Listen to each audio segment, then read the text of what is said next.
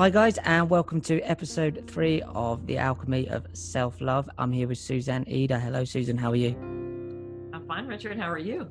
I'm really well, thank you. So on the first 2 episodes, we talked about in the first one the meaning of self-love and the terminology to use, or terminology that you like to use, and how you can find out what it is. In the second one, we talked about how to cultivate self-love, and we're going to expand on that in this one a little bit more and talk about meditation and how to create effective anchors. So Suzanne, I'll just hand it over to you. So let's talk about recognizing your inner guidance for your first part.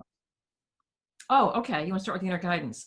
Actually, if you don't mind, Richard, since I have anchor statements fresh on my mind. Yeah, of course, yeah. Previous podcast. In case this is the first podcast that anyone is listening to, just wanted to share the definition of self-love that we're working with is recognizing, honoring, and celebrating the deepest truth of who you are. And at the end of our last podcast, we were talking about one of the techniques that I suggest people practice, which is that of creating anchor statements. And that was within the larger context of shifting how we think about and talk to ourselves. So, and to make that shift requires practice. So we were talking about how we need to become more aware of the kinds of thoughts that we're currently thinking that are self-judging or self-doubting or self-critical in some way, and to immediately pause, to not allow ourselves to continue circulating those thoughts through. So, step one is to be aware of negative self-talk, unloving self-talk, pause, take a breath, and then anchor into something I call the deeper truth of who we actually are. And the reason the anchor statement is so important is that in the absence of actually anchoring, shifting direction, anchoring into something that's more true, our tendency is to kind of revert back to the old way of thinking. So the creation of effective anchor statements is a little bit of an art, and they're similar. You may have heard of, I'm sure you've heard of affirmations. They're similar to affirmations in terms of they're positive, they're loving, they're pointing you in the direction that you want to go. But I use the term anchor statement rather than affirmation generally, because what we're really doing is we're practicing the anchoring into something we already believe. Like you may have heard affirmations such as like, I am prosperous, I am wealthy. When you say things like that, then they can work. That's probably a conversation for a different time. But most of us, when we say things like that, we feel immediate conflict. Like, no, I'm not. We go, they just don't seem true. So you're trying to convince yourself of something.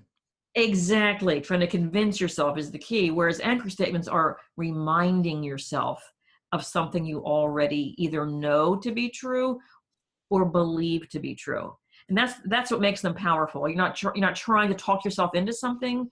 You're reminding yourself of something that you know to be true in your heart of hearts. Because even those of us who have a lot of self-doubt or self-judgment, we often also have moments of great clarity, right? Moments of great self-love. So it's those are the moments that we're drawing from when we create our anchor statements.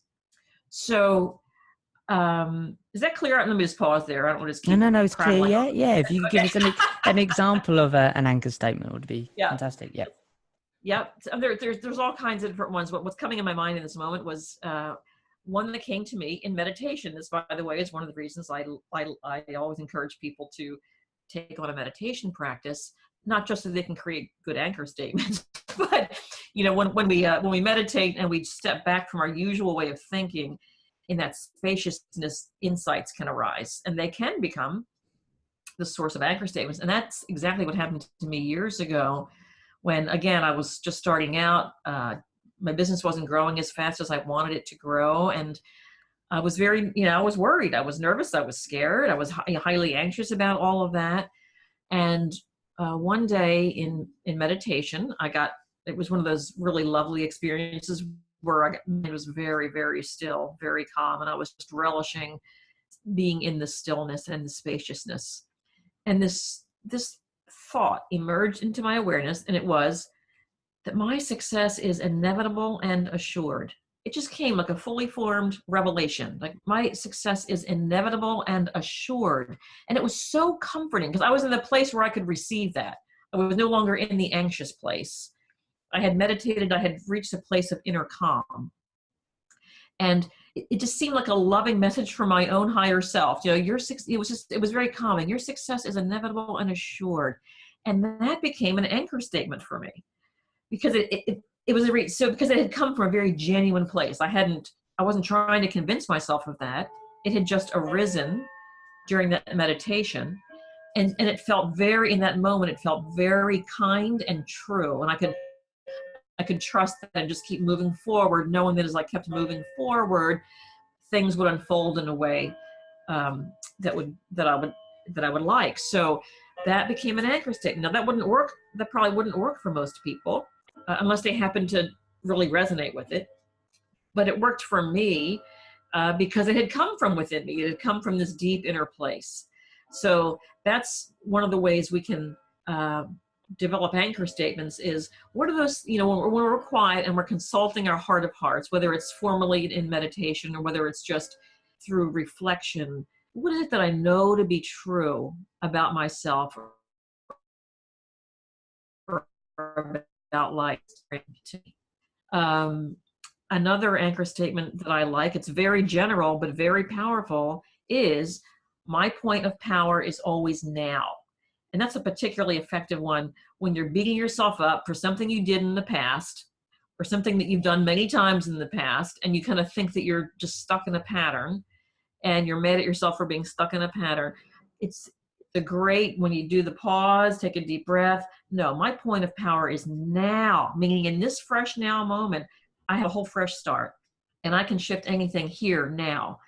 And that's an example of an anchor statement that I've given to many clients that's really helpful. Like, no, my point of power is now. It gets us out of that loop of ruminating on the past and saying, no, my point of power is right here, right now. That's really interesting, that one. The point of power is right now. Obviously, it's from the Eckhart Tolle book, The Power of Now. It's quite a famous self-development book. But I've lost you. Are you still there? There you go. I'm here. Yeah, I think I have a spotty internet connection here. Yeah, that's okay. So yeah, the being in the moment. But how do you sort of, like, if you can't sort of move on from something and you're saying, like, my point of moment is now, is that an affirmation of like a cut-off point and saying, like, everything I do from now on is move forward? Or is that of more of a settling into the moment and saying, take a moment to breathe? Do you understand sort of the difference? I think so. I mean, it's going to mean different things to different people, for sure. I mean, absolutely, it's an invitation to come into this moment and not let your mind keep cycling around something that happened in the past. But it's also, depending on your understanding of how the creative process works, it's also a reminder that I can create anything from here. I don't need to go back and redo or something, nor do I, unless I'm called to do that, nor am I sentenced to a life that's limited because of something that occurred in the past. It's a reminder that this really is a fresh now moment. And from here, I can expand and create. And my past doesn't have to limit me unless I choose for it to limit me. Does that answer your question? Yeah, it does. Yeah. And the expand and create, the word create comes, obviously, you can do it yourself and it's coming from you. So everything you're talking about is coming through you, from you, not to you. So creating it's a forward thinking process. Yes. And that's what I like about the words create and self-love. So part of self-love would be being creative with your future. And then there's a certain amount of taking responsibility for the way that the way you talk to yourself. Yes, and absolutely. And to link those to the creation piece, another key aspect of self-love is to honor what we deeply want, right? Like, that's the starting point in terms of if you're in self-development and you want to create a future that's more fulfilling than you're currently experiencing. the place to start is, and I know this is very obvious, but you'd be surprised how many people miss this, is what do I deeply want in my heart of hearts? What do I want to create or experience? And the self-love piece is, well, first it's being willing to ask ourselves that, and then it's being willing to actually honor what our inner voice is telling us. That's an aspect of self-love, is rather than diminishing what we want, because I'm sure you're familiar with this, Richard, how many times people, they have a dream or a vision, but they immediately discount it. They immediately go to all the reasons why it won't work, why it's not practical. So the habit of thought is to diminish or in some other way discount what we want. And self-love is turning all that around and saying, no, what I want, what I deeply want, is an expression of who I am. Like it's literally an aspect of who I am. So that wanting, that longing is precious. It's vital. It's the creative life force. It's back to the creating piece that wants to express through me. So rather than diminishing it, I want to honor it and expand it.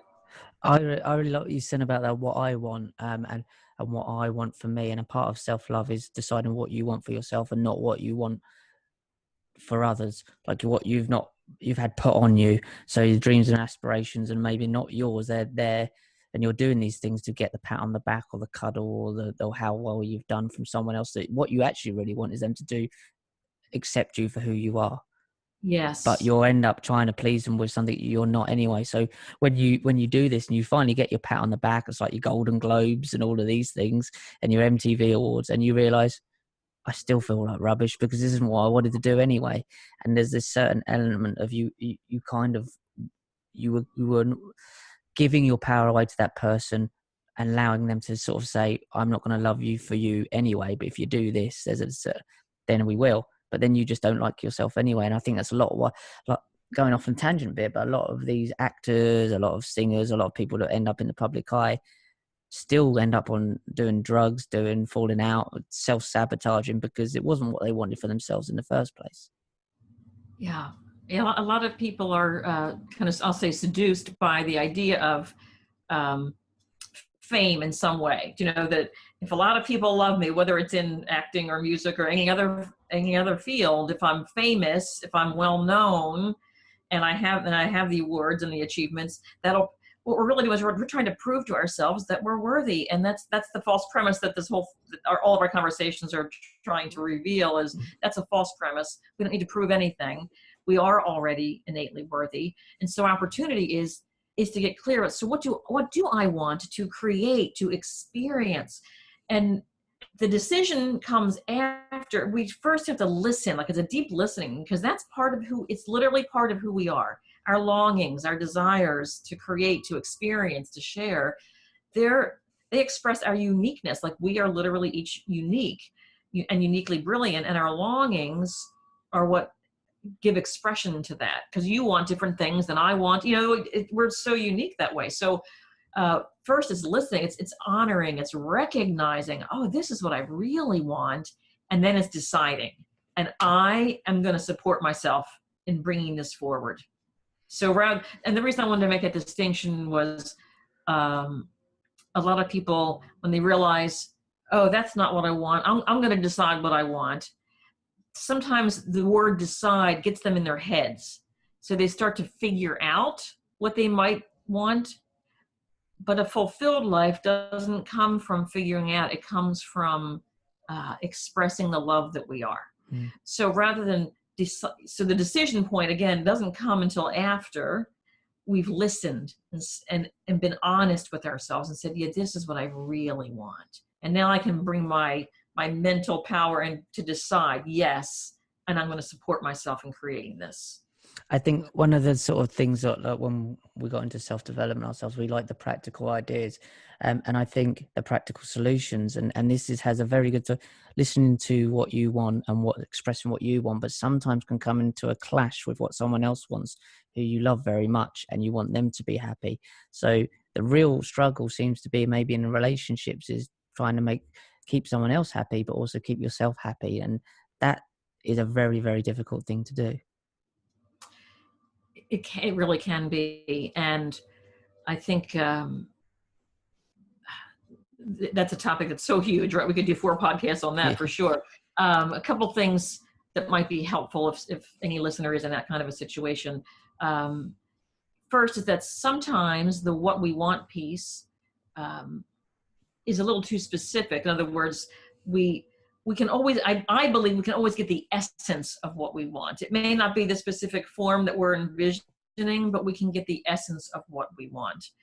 The other key piece, the key concept here is that we are not responsible for someone else's happiness. We are each responsible for our own. And we can support each other, we can enhance each other, we can celebrate each other. All those aspects are still absolutely valid, and that's why we love being in a relationship, because it expands and enhances our experience. But fundamentally, my responsibility for happiness is my own, and my partner's is his or her own. So when we each take responsibility, there's more of an allowing. Like what we want doesn't have to exactly match or merge.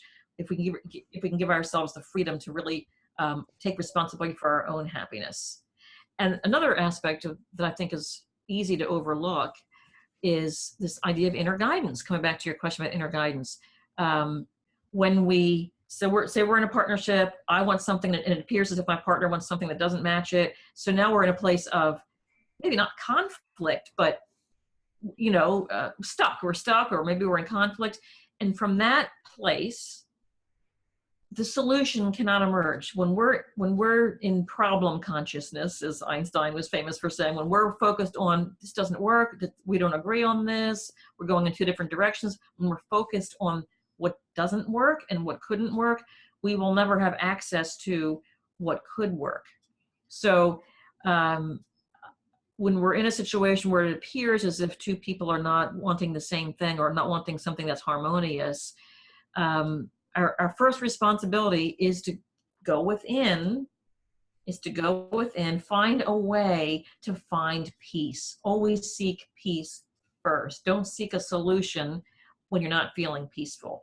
So do whatever you need to do to find your own sense of centeredness and peace. And from there, listen for guidance, because our guidance comes from, in my understanding and worldview here, guidance comes from a very a divinely intelligent source, and it doesn't just support me, it supports everybody. So if I'm listening to true guidance, what I hear will be supportive not just of my dreams, but of the relationship that's important to me as well.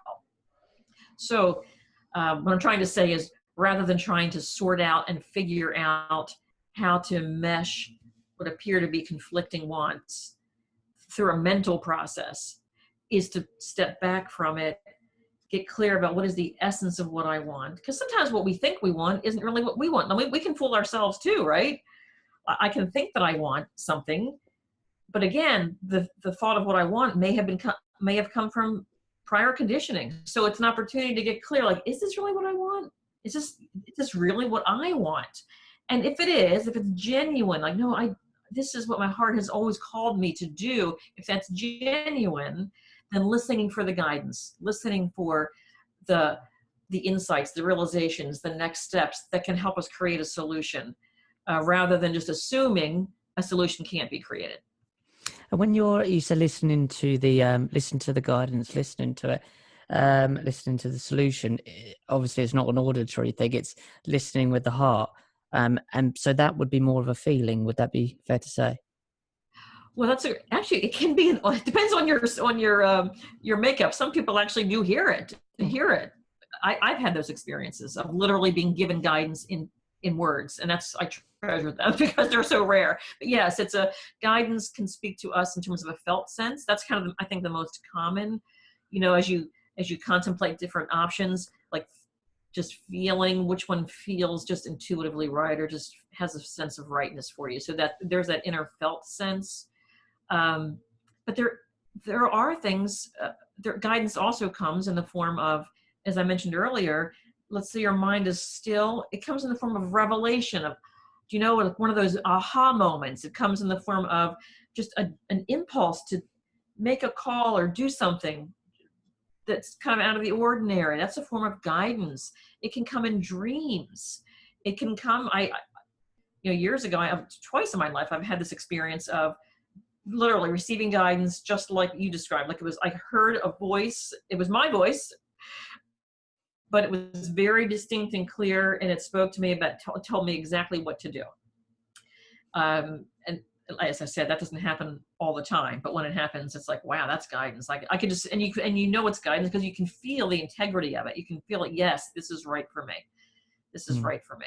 So that's, part of this alchemy of self-love is really becoming even more attuned to how your guidance speaks to you, and to start to trust it more, to consult it more, to ask more. Another favorite technique of mine is, again, because I love journaling, is to just literally give the pen to my large self or my wise self. So I'll have a question that I want some clarity around, and I'm starting from a belief and a foundation that the answer is within me. I'm not seeing it right now, but there's a part of me that's larger and wiser, connected to the divine. That part of me knows. So let me just ask her. So I'll pose a question, and then I'll get very quiet, center myself, and then like metaphorically give the pen to my large self and see what she has to say. And it isn't foolproof for sure, but you might be surprised at how much wisdom, when you actually start from that place with that intention, and you're practicing writing to yourself in the most loving way, a lot of wisdom comes through that wouldn't if you didn't ask. I think that's a really good point that you made, listening to, getting in tune with the way that you're spoken to, or how it communicates with you. Like myself, I don't hear anything, but I understand body language and tones and inflections and looks in people's eyes, especially. I can tell what they're thinking. It's almost like I can read between the lines a lot of the times. And that's something I've come in tune with through doing documentary filmmaking specifically. And also my background being quite sort of grown up in a very anxiety-led household, I learned how to read tones, inflections, and body language really, really well. And being a smaller guy, I'm only 5'3", so being around bigger guys, you learn how to sort of be aware of your surroundings. Quite everything's big, everything's large, so you do learn, and all of that culminated is the fact that my senses are quite attuned. But that's the way that I read. So I think you make a very good point there of learning how it's communicated to you. Well, that's right. And what you're describing, Richard, is a very highly attuned perception of the environment and others. And there may yet be that, but that isn't necessarily your inner guidance. It's helping you get the landscape, like really get clear about the landscape that you're in, and what's, how to maneuver in there. But there may yet be some ways your inner guidance that comes not from perceiving anything else, but from listening deeply within. It might show up.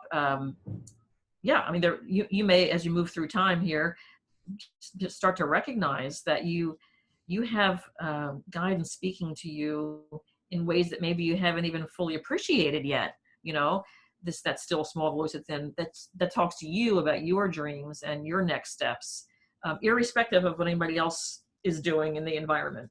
Mm. Yeah, and I can feel that all the time, a lot of the time. I mean, I feel like at the moment that we're doing everything is coming together quite organically, and it's amazing with work and the things we're creating and success for, and regardless of the name you give it, the creative things are just popping up all over the place, and it's fantastic. And this is because we've listened to and held out and not jumped straight in and tried to go with our honest. We wanted to do things with integrity, and we wanted to work with people like yourself that are genuinely out there helping people and not making the big noise about it, and are actually providing value and working from an authentic place. And that's taken longer, but it's coming to fruition now. And then the fruits of that are they taste a lot better than they do when you've done it the way that you sort of mimicked someone else. So it's been a fantastic another podcast, guys, and I hope you've got a lot out of these first three, and we've got another one to come. So in the essence of cultivating self-love, is there any thing that you'd like the listener or the audience to take away from this one? Well, I think given how we landed here in this final part of the conversation, I would love for people to to get even more curious about how their inner guidance speaks to them, because it speaks through so many different methods. We haven't talked about emotions yet, but that's another huge source of inner guidance. So just to get really curious about it, or being willing to consider the possibility that their guidance is speaking to them through multiple channels, and what might that be, and what might it be telling them. So really to go a little more deeper into what is my inner guidance telling me now. I love it. I love what we've done here. So in the first podcast, we talked about what is self-love. Sorry, I hit the microphone there. What is self-love and how the terminology and what it means. In the second one, we talked about how you can get it started. And in this one, we talked about how you can listen to it when it talks back to you. So it's a process that's coming together really well here. And I can't wait to see what the fourth one, where that takes us. So Suzanne, can you tell the listener or the audience where they can find your work and connect with you? Yourself. Yeah, thank you. Please visit my website, which is SuzanneEder.com. It's a brand new site. Got a lot of good blog posts there for you to read, a lot of freebies, a lot of free resources, and would love for you to visit me there. And of course, you can also check out my TED Talk on YouTube. It's called The DarkSide of Self Improvement. And guys, if you haven't seen Suzanne's TED Talk, it was one of the best ones I've seen. It really spoke to me, and it spoke to me because it said that you don't need to be fixed, and it comes from a point of fact, the point that you have so much in you that to come out with you. It's not a case of finding someone else. It's externally to fix you. You won't find your answers there. And in the world of self-development, there's a lot of emphasis on how people can help you, but there's not as much as I'd like to see on how you can find people to help yourself, if that makes sense. Exactly. Yes, guide you back to you. Yeah. So Suzanne, thank you so much. So guys, remember to go to successful.com, subscribe to our Mindshift magazine. Suzanne's going to be in the magazine soon as well. That's a freebie. And also go to successful.com, check out all the podcasts, all the free articles there, all the free videos. Everything's for free, guys. And if you're a coach and you'd like to be on the website, and we feel like you're within the same ethics and morals and have the same sort of journey and mission that we do, get in touch at info@successful.com, and we see how we've worked together. And obviously go over to SuzanneEder.com, check out Suzanne's work and her TED Talk, and subscribe for episode 4. So one more of these, and download and listen and keep listening to them. Suzanne, thank you so much for another fantastic podcast. Thank you, Richard. Really enjoy it. Take care. Bye.